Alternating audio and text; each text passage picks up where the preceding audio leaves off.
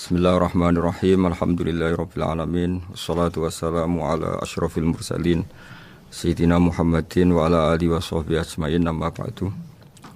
Sahabat Indonesia yang kami hormati, berikut kita mulai kajian tafsir yang dikeluarkan oleh UII. Mari kita mulai dengan surat Al-Baqarah. Bismillahirrahmanirrahim. Alif lam mim dzalikal kitabul la raiba fihi hudal lil muttaqin. Di sini diterjemahkan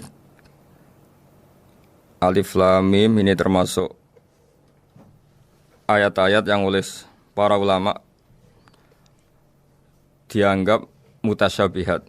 Artinya kita tidak boleh memaksakan maknanya. Kita cukup iman bahwa itu dari Allah Subhanahu wa taala.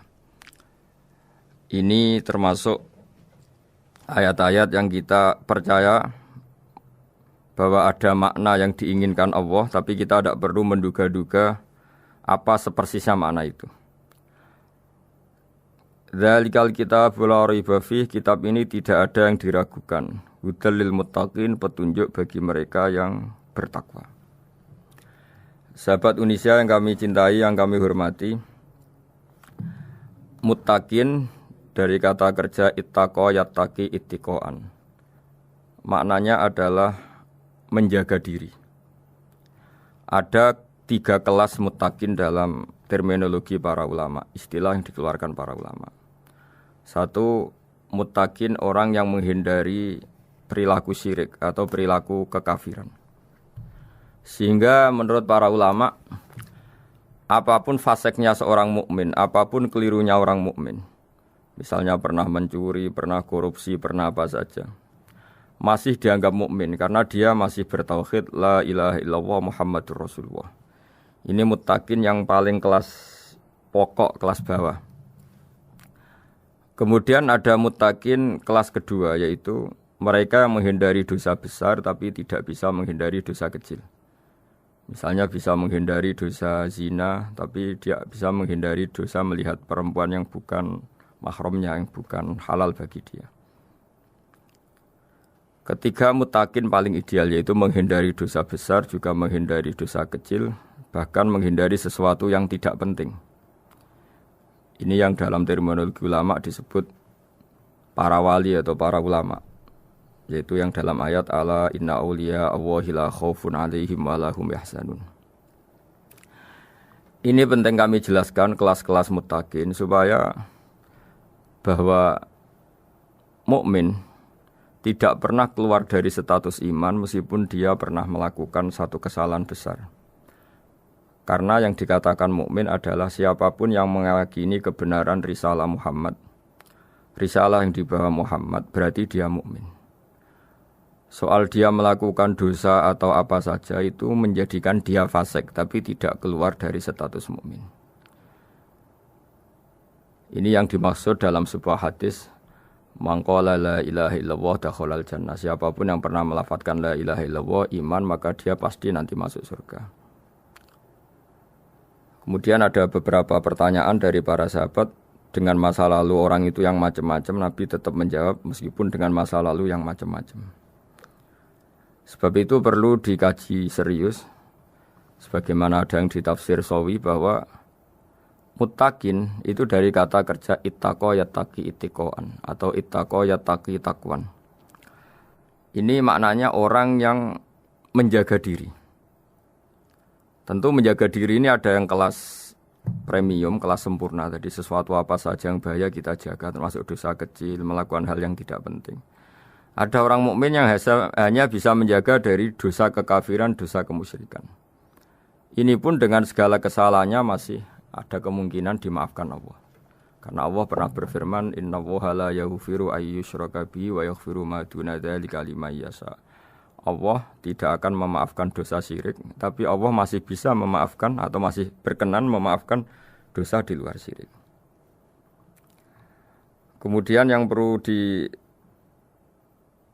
oleh sahabat Indonesia adalah makna la raiba fihi. Ini yang perlu kami ungkap, bahwa Al-Quran ini tidak ada keraguan padanya. Tidak ada keraguan, ini yang mudah kita teliti karena kita orang Indonesia, mungkin rasa-rasa sastra Arab enggak kental. Mari kita teliti dari segi makna, karena makna ini rasa dan rasa itu universal. Begini misalnya, dulu orang-orang kafir Mekah karena mereka penyembah berhala, penyembah Tuhan-Tuhan yang banyak, itu memprotes. Mereka memanggil tentu masih Muhammad, belum ya Rasulullah. Muhammad, kamu mengajak ke Tuhan berapa? Rasulullah menjawab, ke Tuhan yang satu. Lalu mereka bertanya, Muhammad urusan kita ini banyak, problem kita banyak. Tuhan banyak saja tidak bisa menyelesaikan apalagi satu Tuhan. Ini yang diceritakan dalam sebagian ayat disebut Aja'alal alihata ilaha wahida inna hadza lasyai'un ujab. Bagaimana mungkin Tuhan itu satu? Harusnya Tuhan itu banyak karena urusan kita banyak. Lalu Rasulullah dengan bimbingan Tuhan, bimbingan Allah mendatangi mereka, kemudian Nabi menjelaskan Tuhan itu adalah ketua kalian, Tuhan itu adalah pimpinan kalian.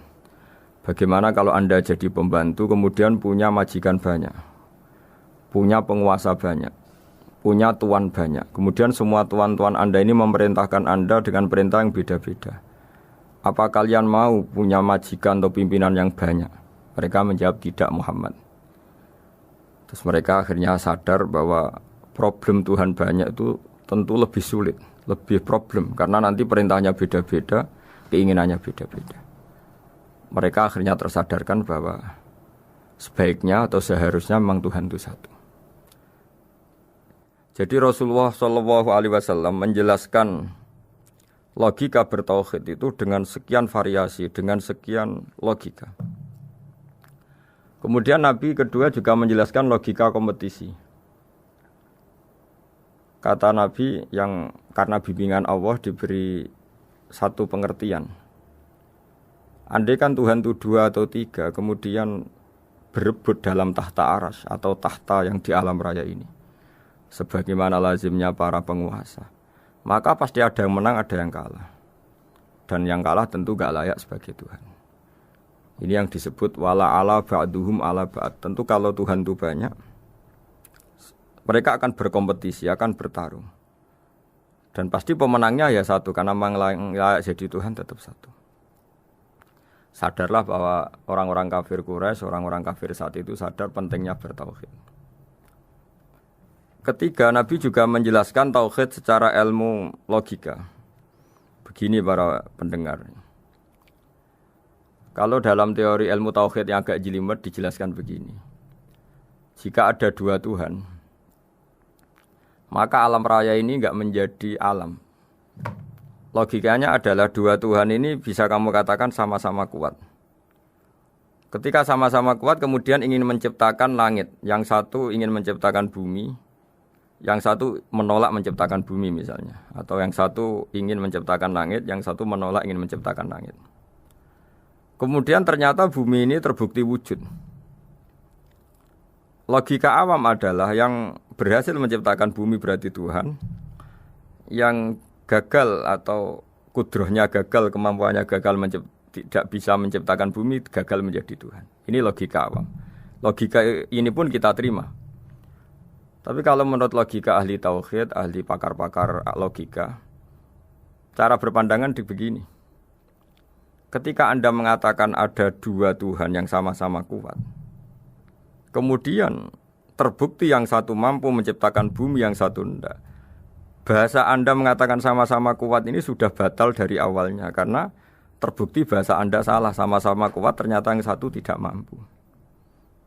Sehingga dalam pikiran orang-orang ahli tauhid mengatakan, membayangkan Tuhan saja itu enggak kebayang, karena turunan kata ini pasti selalu salah. Karena tadi misalnya dikatakan, andai kan ada 2 Tuhan, kemudian yang satu mampu menciptakan bumi, yang satu tidak. Padahal Anda tadi bilang sama-sama kuat, ternyata terbukti yang satu tidak kuat. Berarti kata Anda sama-sama kuat ini salah. Ini pula yang diajarkan Rasulullah lewat bimbingan Allah, lewat wahyunya yang disebut Kullau kana fihi ma alihatun illallahu la fasadata. Karena kalau ada 2 Tuhan, pasti kamu sifati sama-sama kuat. Ternyata sifat sama-sama kuat ini batal demi hukum, karena ternyata yang satu tidak mampu menciptakan bumi. Atau kamu sifati 2 Tuhan ini sama-sama lemah. Itu tidak mungkin lagi, karena ternyata bumi ini terbukti wujud. Pasti penciptanya ini zat yang sangat kuasa. Jadi logika-logika tauhid sedemikian dibangun oleh Rasulullah lewat bimbingan Allah Subhanahu wa taala. Logika keempat supaya kita iman dan tambah kuat imannya adalah logika yang mudah dicerna oleh kebanyakan orang atau yang bisa diindra. Begini misalnya dalam sebuah ayat di surat Al-Kahfi, kemudian di awal surat Al-Ahqaf, kemudian di sebagian surat At-Tur, ada penjelasan begini. Ketika Rasulullah mengajak manusia menyembah Allah, kemudian orang-orang kafir tanya, lalu Tuhan kamu siapa Muhammad? Tuhan saya adalah Allah menciptakan langit bumi. Terus mereka berandai-andai, ada Lata, ada Uzza, ada Manat, ada Hubal. Itu Tuhan-Tuhan kami. Terus Rasulullah bertanya, apakah Tuhan-Tuhan yang kamu sembah itu memberi kontribusi saat langit dan bumi diciptakan? Mereka menjawab, tidak Muhammad, itu Tuhan-Tuhan yang kami bikin. Begitu juga asumsi tentang Tuhan-Tuhan yang lain. Apakah Isa ikut menciptakan bumi atau menciptakan langit? Tentu jawabannya tidak. Karena Isa lahir di bumi, orang tahu tanggal lahirnya, tahu tahunnya, dan sebelum ada Isa juga sudah ada bumi. Sehingga untuk menetapkan tauhid, berkali-kali Quran tanya, Amman khalaqas samawati wal ardo, siapa sih yang menciptakan langit bumi? Siapa sih yang menurunkan air dari langit? Siapa yang mengatur ini, itu, ini, itu? Akhirnya mereka menjawab, itu semua Allah Muhammad. Begitu juga kemungkinan setan misalnya. Setan itu fisik atau makhluk atau apa saja yang tidak kita lihat. Kemudian setan itu lewat rayuannya, lewat tipu dayanya ingin disembah. Kata Allah menjelaskan ini, ma asyadduhum khalqas samawati wal ardi wala khalqa anfusihim. Kamu tidak perlu takut sama setan atau apalagi menuhankan setan. Setan itu tidak yang punya reputasi menciptakan langit dan bumi. Bahkan setan tidak bisa menciptakan dirinya sendiri. Ini menjadi pengetahuan bagi kita betapa bagi pakar-pakar tauhid, ahli tauhid, ketika setan nyatanya diusir dari surga, itu pun versi mereka. Versi mereka pun mengatakan seperti kita bahwa setan itu diusir dari surga dan ya keluar dari surga. Kalau setan itu Tuhan, tentu diusir gak mau karena di surga itu nikmat. Ketika setan diusir dari surga ya keluar, dia juga jadi makhluk yang hina dina. Berarti dia tidak punya kekuasaan bahkan pada dirinya sendiri. Dipaksa keluar dari surga ya keluar, dipaksa menjadi ahli neraka ya jadi ahli neraka, dipaksa jadi apa saja juga dia akan jadi seperti yang dipaksakan. Ini menunjukkan bahwa setan adalah tahta kudratillah, tahta qahrillah, tahta satwatillah, bahwa setan pun dalam kendali kekuasaan Allah. Makanya Allah mengatakan kamu tidak usah menyembah setan, tidak usah nurut sama setan. Setan itu lemah sekali. Karena faktanya dia tidak bisa memaksakan keinginannya. Ini yang oleh Allah disebut dalam firman-Nya inna kaida syaitani kana dhaifa. Setan itu lemah sekali. Ini perlu saya sampaikan ke para pendengar Unisia bahwa bertauhid itu ada sekian logika. Logika kelima adalah logika orang awam. Awam sekali. Suatu saat ada perdebatan antara Abul Hasan al-Asy'ari. Abul Hasan al-Asy'ari ini tokoh ahli sunnah paling populer dalam ilmu logika. Dia mengatakan orang menemukan Tuhan itu harus lewat logika yang cermat. Tidak boleh taklid, hanya ikut-ikutan. Dia harus menemukan satu argumentasi bahwa Tuhan atau pencipta langit itu ada.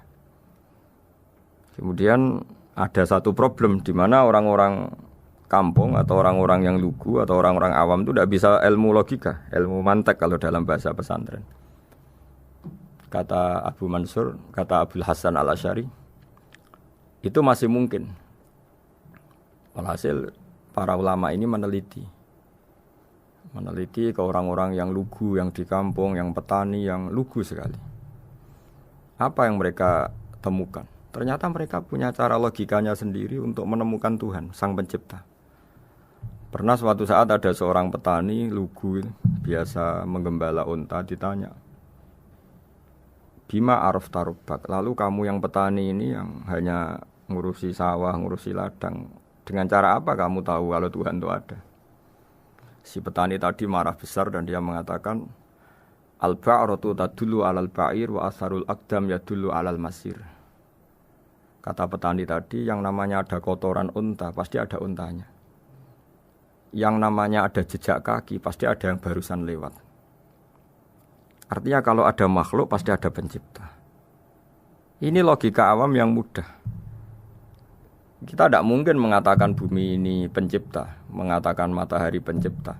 Kelihatan sekali kebendaannya, kelihatan sekali bahwa bumi matahari tidak punya ikhtiar, tidak punya kekuatan. Kelihatan sekali sifat-sifat kemakhlukannya.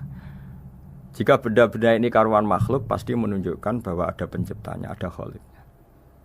Dalam logika Bedui tadi, si Bedui tadi, kalau ada kotoran sapi, pasti ada sapinya. Meskipun sapinya sudah sekarang nggak terlihat, mungkin sudah jalan kemana. Sama, kalau ada jejak kaki, meskipun orang yang tadi lewat sudah kita nggak tahu, tapi kita pasti tahu, pasti ada yang lewat. Ini yang dimaksud dalam bahasa Arab, al-ba'ratu tadullu 'alal ba'ir. Kalau ada kotoran sapi atau kotoran unta, pasti ada untanya. Wa atharul aqdam yadullu 'alal masir. Kalau ada jejak orang lewat, pasti tadi ada orang lewat. Nah, semua metode ini digunakan semua oleh Rasulullah. Logika yang bagi intelektual, logika bagi kaum awam, logika bagi kaum menengah, ya tidak awam, tidak intelektual. Semuanya digunakan, semuanya jadi media untuk memastikan bahwa logika tauhid ini logika pilihan, logika yang benar-benar logika. Sehingga dalam banyak ayat disebut agama ini liqaum yaqilun, liqaum yatafakkarun, bagi kaum yang bisa berpikir, bagi kaum yang punya akal. Lalu kemudian kami teruskan alladzina yu'minuna bil ghaibi. Ini kata ghaibi bukan kayak dalam bahasa Indonesia misalnya setan atau hantu disebut barang gaib. Kata ghaibi dalam bahasa Arab adalah perbandingan atau lawan kata dari al-musyahad yang bisa disaksikan langsung lewat indera. Kita orang mukmin iman bahwa surga ada, padahal kita tidak pernah melihat surga. Kita mukmin iman bahwa neraka ada, padahal kita belum pernah melihat neraka. Ini sesuatu yang maghoba anil absor, yang mata kita tidak melihat, fisik kita tidak menyentuh. Kita pun iman. Asal sesuatu itu mansus ya, dikatakan secara eksplisit oleh Quran dan hadis. Kalau dalam bahasa usul fikih disebut al-mansus. Ciri mukmin diantaranya adalah yang paling pokok alladzina yu'minuna bil ghaibi. Iman dengan sesuatu yang enggak kelihatan. Lalu kemudian para ulama cara pandang beda-beda. Bedanya bukan karena mereka bertentangan enggak, tapi ini menurut kelas rasa yang berbeda-beda. Bagi orang-orang sufi ya, Allah itu tidak bisa dikatakan al-ghaib, sesuatu yang enggak kelihatan. Karena Allah itu begitu jelas, az-zahir. Kata orang sufi, Allah itu zahir. Begitu juga dalam Asmaul Husna disebut Allah itu az-zahir, begitu jelas. Karena orang yang akalnya mapan, hatinya mapan, melihat satu lemari yang bagus, pasti langsung mensifati bahwa pembuatnya adalah orang yang hebat. Orang yang melihat mobil mewah atau pesawat yang canggih, pasti kepikiran pertama adalah pasti pembuatnya canggih. Sehingga eksistensi pembuat pesawat itu adalah orang hebat, itu langsung tertanam ketika melihat pesawat itu hebat. Bagaimana mungkin seseorang ragu akan kehebatan pembuat pesawat ketika melihat detail-detail pesawat? Pasti langsung kepikiran kalau pembuatnya itu hebat. Memutuskan bahwa pembuat pesawat hebat itu tidak harus ketemu yang membuat, juga tidak harus melihat. Tapi akal kita pasti meyakini pembuatnya itu hebat. Berarti keputusan menyimpulkan bahwa pembuatnya hebat adalah az-zahir begitu jelas. Begitu juga langit dan bumi, matahari semuanya tertata rapi. Air dengan fungsi manfaat yang sebegitu hebat, oksigen, semua tanaman, buah-buahan. Meskipun kita tidak pernah melihat Tuhan, tapi akal kita, nurani kita pasti berkeyakinan dan tahu betul pasti pembuatnya itu zat yang super hebat, super bijaksana. Sehingga dalam kategori ini Allah tidak bisa dikatakan sesuatu yang enggak tersentuh, yang enggak terjangkau. Allah itu az-zahir begitu jelas. Sehingga di antara Asmaul Husna disebut az-zahir.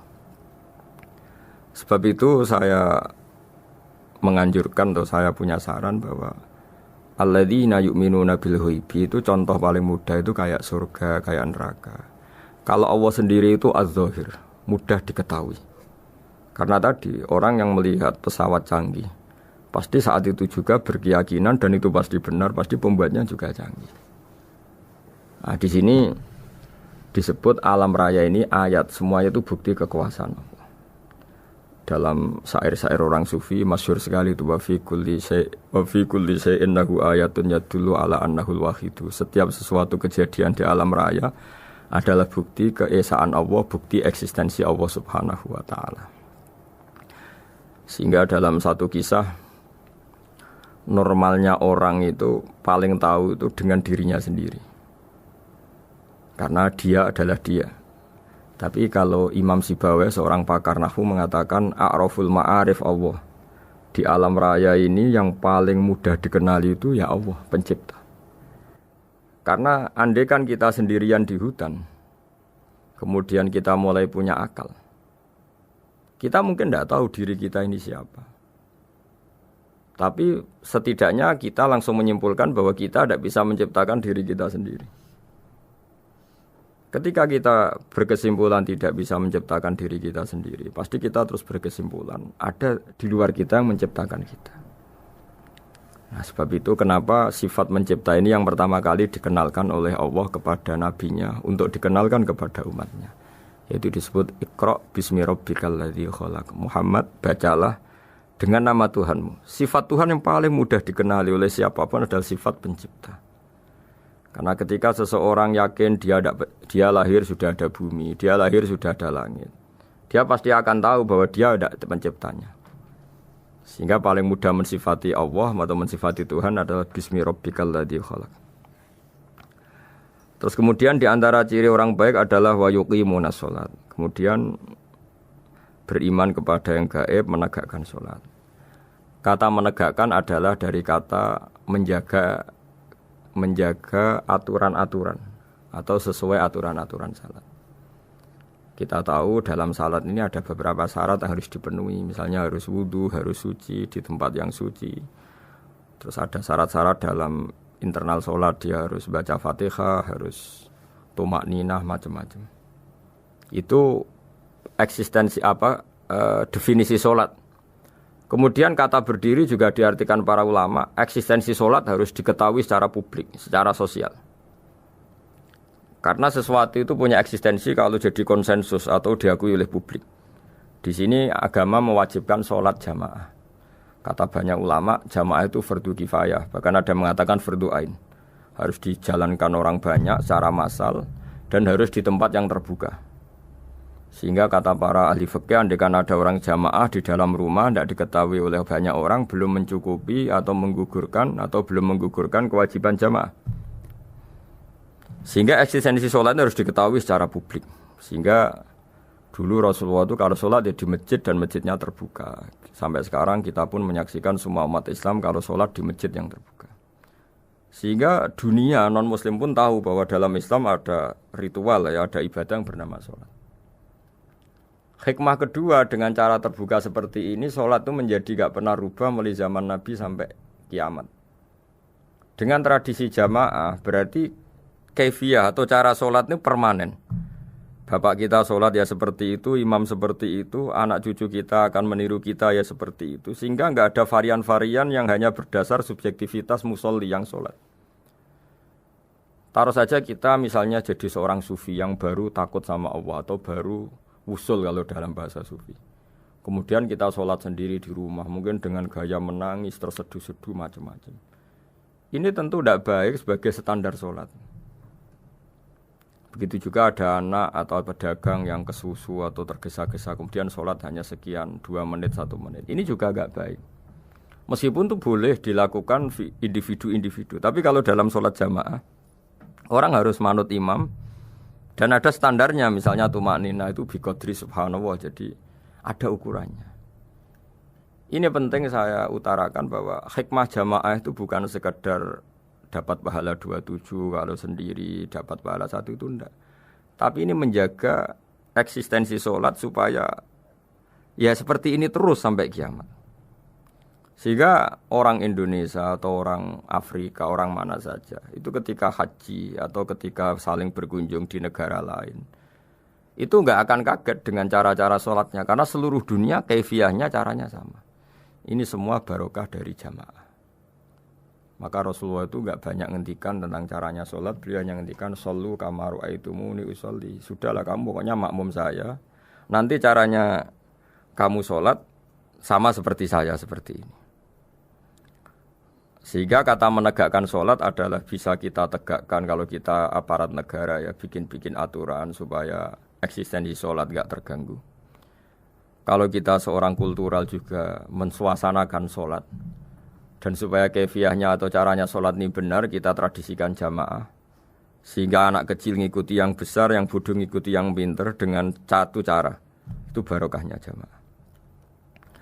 Sehingga wayuqimuna sholat itu sholat kita dirikan baik secara personal dengan cara-cara tumak nina kita suci di tempat yang suci maupun kita tegakkan, kita maklumatkan, kita jadikan konsensus bahwa sholat ya seperti ini. Sehingga ada khayal-khayal lagi dalam Islam. Misalnya nyuwun sewu ada aliran yang mengatakan ya kalau Tuhan itu kan enggak bebas arah, bebas tempat. Terus dulu pernah ada orang sesat sholat sampai 4 rakaat 4 arah, alasannya Tuhan itu tanpa arah. Enggak akan terjadi seperti itu. Karena ijma'nya umat Islam, konsensus umat Islam akan menolak faham yang seperti itu. Jadi saya mohon sekali ini pentingnya jamaah. Dengan jamaah maka caranya sholat, cara meyakini madhab kiblat dan sebagainya terjaga ila yaumil qiyamah sampai hari kiamat. Terus sifatnya orang mukmin lagi wa mimma razaqnahum yunfikun dan menafkahkan sebagian rezeki yang kami berikan. Ya ini termasuk zakat, sedekah. Jadi ada sebuah riwayat mengatakan inna fil mali haqqon. Harta itu ada haknya yaitu zakat. Tapi ada juga saran inna fil mali haqqon siwa zakat. Di luar keharusan zakat juga ada hak-hak kita untuk memberikan sebagian rezeki kita. Taruh saja misalnya saya punya uang 10 juta. Secara nisab zakat belum sampai 1 nisab. Karena 1 nisab itu sama dengan nilai 84 gram emas. Itu kalau diuangkan kalau 500 ribu ya sekitar 42 juta. Tapi kita sebelum punya 1 nisab pun tetap ada keharusan mengeluarkan sebagian. Yaitu tentu dalam fikih kita wajib mengeluarkan uang untuk anak kita, untuk istri kita. Itu yang wajib-wajib. Kemudian ada sosial, kita nyumbang masjid, nyumbang yatim piatu macam-macam. Sehingga kata para ulama, ciri utama mukmin diantaranya adalah melakukan zakat, baik zakat yang fardu maupun zakat yang sunat. Karena kata zakat itu dimaknai fardu sebetulnya definisi para ahli fikih untuk membedakan zakat yang wajib dengan sedekah. Tapi sebetulnya zaman dulu enggak ada seperti itu. Zakat itu maknanya bersihkan harta. Sedekah dari kata sedekah bukti benarnya iman. Jadi sedekah dari kata dari kosakata sedekah yasduqu sidqan, sesuatu yang membuktikan kita loyal itu disebut sedekah. Kita nikah, mas kawin di bahasa Arab kan sedekah dari kata sedekah juga. Kita bukti iman, loyal, kita sedekah. Bukti bahwa kita teman akrab disebut siddiq atau sodik. Kalau dalam bahasa Arab teman namanya juga sodik karena cara bertemanan secara benar, secara loyal. Sehingga wa mimma razaqnahum yunfikun ini ya memasukkan zakat yang dalam terminologi fikih yaitu zakat yang zakat al-wajibah atau zakat yang dengan makna lughat yaitu artinya asal membersihkan harta kita entah lewat zakat, sedekah, hadiah kepada orang-orang yang kita hormati semuanya juga masuk dalam definisi zakat atau wa mimma razaqnahum yunfikun. Kemudian sifat terakhir dari orang muttaqin adalah walladzina yu'minuna bima unzila ilaika wa ma unzila min qablika bil akhirati hum yuqinun ulaika ala hudam mir rabbihim wa ulaika humul muflihun. Di sini diterjemah mereka yang beriman kepada kitab yang kami turunkan kepadamu dan yang diturunkan sebelum kamu. Ini kata yang diturunkan sebelum kamu penting sekali karena ciri utama Nabi adalah dia tidak pernah beda dengan Nabi sebelumnya.